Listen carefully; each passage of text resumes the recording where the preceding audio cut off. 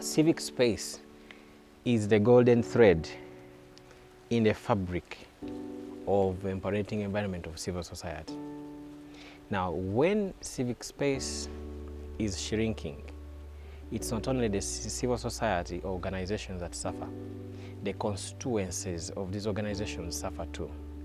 Now, legally, under national objectives and state principle number 2, talks about democratic principles, and it talks about that organizations, associations are autonomous, have autonomy, and can participate in government affairs.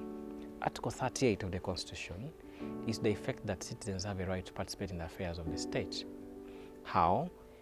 Either as individuals, through associations, or through organizations. So it is a fundamental right from the beginning.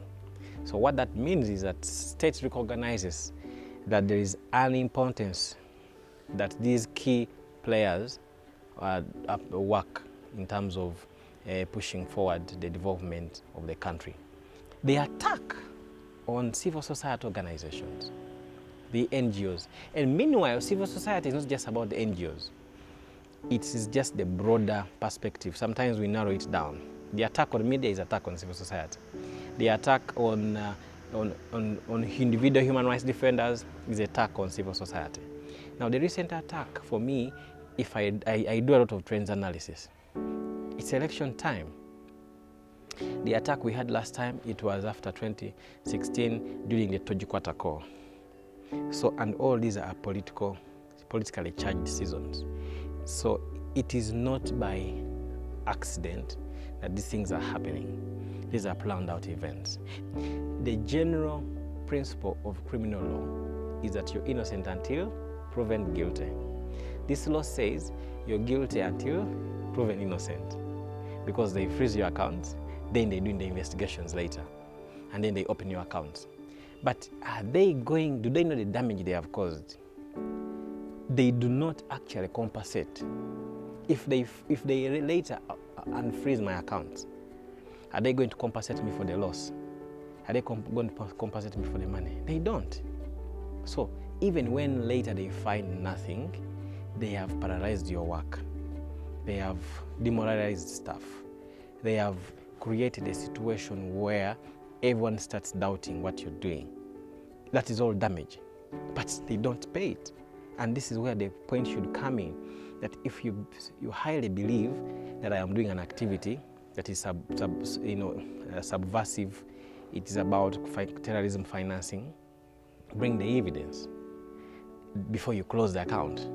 Because now there, we will serve each other. If you find me guilty, then you freeze. If you don't find me guilty, then I proceed. But for you to curtail my work, then later you say it's okay, please go on. I think it's very unfair. In the principles of law, in the principles of natural justice, there can never be such a thing. And actually, we are going to move court. I think this is an opportunity to challenge and say, look here, if I've suffered damage and they find nothing against me, I should be compensated. Like what we have what we call the in tort false imprisonment. If they imprison you and then later they are exonerated that actually you didn't commit the charges, government is supposed to compensate you. Same with false arrest. You can actually be compensated for being falsely arrested because you've suffered some damage, even when they have actually released you. So the attack on civil society, to me, it is the last thing that government or states want to do, because civil society does not stand on its own. It is about the constituency, the people.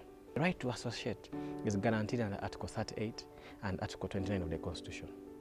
That citizens can form associations. The Mara groups, the Bibina, the circles, the Niginas. Are we saying that actually the NGO Bureau is going to come back and start banning them?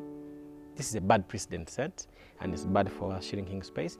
But we are not quiet. We shall take the legal angle. We shall lobby. We shall discuss. But I think that if someone thinks they're doing something in the right way, let them go legal. We should stop these raids on NGOs. We should talk about foreign funding, like our colleagues are saying. Name the foreign countries that the NGOs are supporting. So I think that In reclaiming civic space, we need to stand strong.